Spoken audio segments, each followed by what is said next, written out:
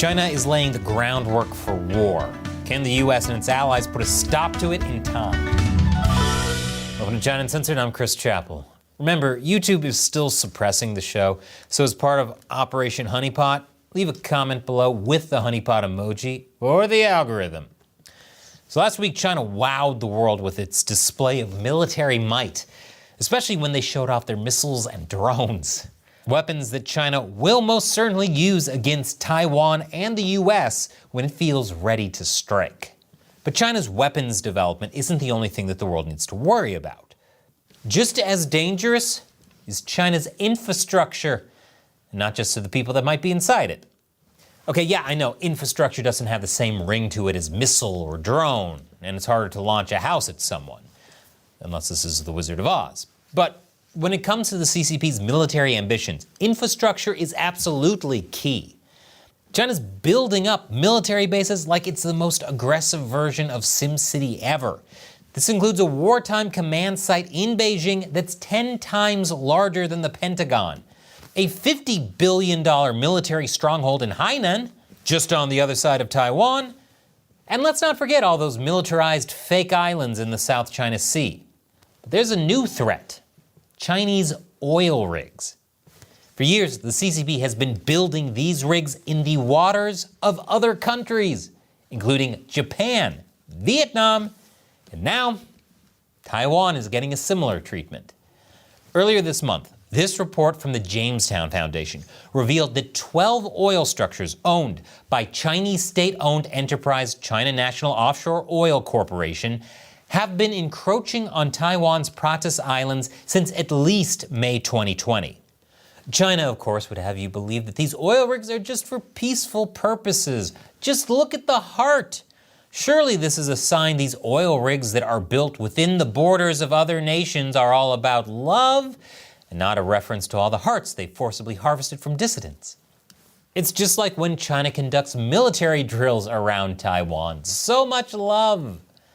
Given that we're talking about the CCP's China, however, I highly doubt their heart is in the right place. There's a lot more of this episode to come, but first, if you like this kind of deep dive into what's really going on with China, you've got to subscribe to my premium website, ChinaUncensored.tv.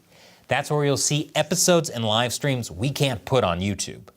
And if you want to support China Uncensored, buying a membership is the best way you can. It's just the price of a bag of coffee. Once again, that's ChinaUncensored.tv. So, like with most things connected to China, these oil rigs have the potential to do much more than just drill for oil. For one, these oil rigs can be used as a way to legitimize the CCP's claims over Taiwan. But that's not the half of it, because they could also be used to hold weapons. As the Jamestown Foundation observes, given their size and support from seabed-grounded jackets, the rigs could easily accommodate surface search navigation radars and electro-optical, SIGINT, and acoustic sensors for detection, as well as small-caliber guns. Nothing to see here, folks, just an innocent oil rig. And that's not all. The structure's helipads could support attack helicopters. Depending on their weight tolerance, they might support even larger kit, such as point defense surface-to-air missiles and cruise missile launchers. This kind of thing has happened before, in something called the Tanker War. Back in the Iran-Iraq War in the 1980s, Iran repurposed offshore oil and gas platforms as forward bases with radars, radios, and guns, monitoring tanker routes, and giving out orders for naval assets there. So, like with most of China's ideas, they stole it from someone else. These tankers were instrumental to Iran's naval attacks. More than 1/3 of all Iranian attacks on shipping occurred within 58 miles of 3 key platform clusters. This included wire-guided anti-tank missiles launched from helicopters operating off Iranian oil platforms in the Arabian Gulf. It got so bad, the US started targeting Iranian oil rigs. For example, in response to a missile attack on a reflagged Kuwait oil tanker the US had anchored off Kuwait, the US conducted Operation Nimble Archer in 1987.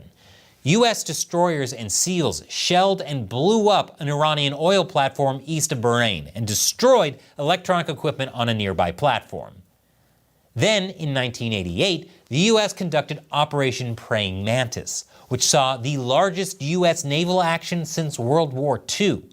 The U.S. fired a helicopter-launched missile at the Iranian Sasan oil platform. U.S. Marines boarded it and saw firsthand the anti-aircraft weaponry deployed there. Would it really be surprising if China did the same thing as Iran, only with even more advanced technology? I mean, the CCP is plopping them down in the waters of other countries. And it's not just oil rigs. China's also putting quote-unquote sea structures in South Korean waters. China calls them fish farms, but South Korea fears they have another, more militaristic use. Which is a justified fear since everything in China has another, more militaristic use.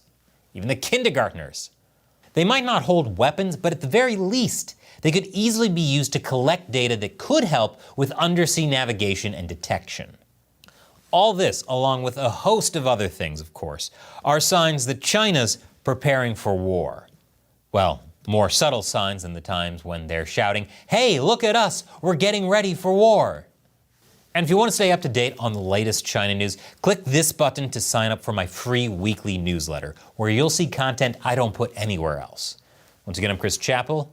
See you next time.